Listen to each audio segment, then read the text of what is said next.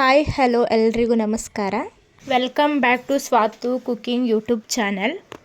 ಇವತ್ತಿನ ರೆಸಿಪಿ ನಿಂಬೆ ರಸ ಇಲ್ಲದೆ ಹುಣಸೆ ಹುಳಿಯಲ್ಲಿ ಮಾಡುವಂತಹ ಚಿತ್ರಾನ್ನ. ಹಾಗಿದ್ರೆ ಬನ್ನಿ ಮೊದಲಿಗೆ ಏನೇನು ಇಂಗ್ರೀಡಿಯೆಂಟ್ಸ್ ಬೇಕು ಅಂತ ನೋಡ್ಕೊಂಡು ಬರೋಣ. ಇದಕ್ಕೆ ಮೈನ್ ಇಂಗ್ರೀಡಿಯೆಂಟ್ಸ್ ಅಂದರೆ ಹುಣಸೆ ಹಣ್ಣು. ನಾನಿಲ್ಲಿ 1 ಅವರ್ ಮುಂಚೆನೇ ಹುಣಸೆ ಹಣ್ಣನ್ನು ನೆನೆ ಹಾಕಿ ಇಟ್ಕೊಂಡಿದ್ದೀನಿ, ಯಾಕೆಂದರೆ ಚೆನ್ನಾಗಿ ರಸ ಬಿಡುತ್ತೆ ಅಂತ.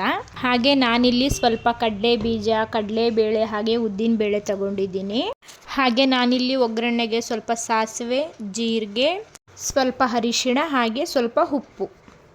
ಹಾಗೆ ನಾನಿಲ್ಲಿ 2 ಈರುಳ್ಳಿ ಹಾಗೆ 5ರಿಂದ 6 ಹಸಿರು ಮೆಣಸಿನಕಾಯಿ ಹಾಗೆ ಸ್ವಲ್ಪ ಬೆಳ್ಳುಳ್ಳಿನ ಕುಟ್ಟಿ ಇಟ್ಕೊಂಡಿದ್ದೀನಿ. ಹಾಗೆ ಸ್ವಲ್ಪ ಕೊತ್ತಂಬರಿ ಸೊಪ್ಪು, ತೆಂಗಿನಕಾಯಿ ತುರಿ, ಕರಿಬೇವಿನ ಸೊಪ್ಪು. ಇಷ್ಟು ಇಂಗ್ರೀಡಿಯೆಂಟ್ಸ್ ಆದಮೇಲೆ ಇವಾಗ ನಾವು ಒಗ್ಗರಣೆಗೆ ರೆಡಿ ಮಾಡ್ಕೊಳ್ಳೋಣ. ಒಂದು ಪ್ಯಾನ್ಗೆ 2 ಟೇಬಲ್ ಸ್ಪೂನ್ ಆಯಿಲ್ ಹಾಕ್ಕೊಂಡು ಕಡಲೆ ಬೀಜ, ಕಡಲೆಬೇಳೆ, ಉದ್ದಿನ ಬೇಳೆ ಹಾಕ್ಕೊಂಡು ಚೆನ್ನಾಗಿ ರೋಸ್ಟ್ ಮಾಡ್ಕೊಳ್ಳಿ. ನಾನಿಲ್ಲಿ ಚೆನ್ನಾಗಿ ಫ್ರೈ ಆದಮೇಲೆ ಸಪ್ರೇಟ್ ಎತ್ತಿಡ್ಕೊಳ್ತಾ ಇದ್ದೀನಿ, ರೈಸಲ್ಲಿ ಸ್ವಲ್ಪ ಕ್ರಿಸ್ಪಿಯಾಗಿ ಸಿಗಲಿ ಅಂತ. ನಂತರ ಅದೇ ಪ್ಯಾನ್ಗೆ ಸಾಸಿವೆ, ಜೀರಿಗೆ, ಹಸಿರು ಮೆಣಸಿನಕಾಯಿ ಹಾಗೆ ಕುಟ್ಟಿಟ್ಕೊಂಡಿರುವಂತಹ ಬೆಳ್ಳುಳ್ಳಿ ಹಾಕ್ಕೊಂಡು ಚೆನ್ನಾಗಿ ಫ್ರೈ ಮಾಡ್ಕೊಳ್ಳಿ. ನಂತರ ಕಟ್ ಮಾಡಿ ಇಟ್ಕೊಂಡಿರುವಂತಹ ಈರುಳ್ಳಿ ಹಾಗೆ ಕರಿಬೇವು ಹಾಕ್ಕೊಂಡು ಅದನ್ನು ಚೆನ್ನಾಗಿ ಎಣ್ಣೆಯಲ್ಲಿ ಫ್ರೈ ಮಾಡ್ಕೊಳ್ಳಿ. ಈರುಳ್ಳಿ ಎಲ್ಲ ಸ್ವಲ್ಪ ಫ್ರೈ ಆದಮೇಲೆ ಉಪ್ಪು ಮತ್ತು ಅರಿಶಿಣ ಹಾಕ್ಕೊಂಡು ಚೆನ್ನಾಗಿ ಮಿಕ್ಸ್ ಮಾಡ್ಕೊಳ್ಳಿ. ಈರುಳ್ಳಿ ಎಲ್ಲ ಚೆನ್ನಾಗಿ ಫ್ರೈ ಆದಮೇಲೆ ನೆನೆಸಿಟ್ಟಿರುವಂತಹ ಹುಣಸೆ ಹಣ್ಣಿನ ರಸನ ಇದಕ್ಕೆ ಆ್ಯಡ್ ಮಾಡಿಕೊಂಡು ಚೆನ್ನಾಗಿ ಬಾಡಿಸ್ಕೊಳ್ಳಿ.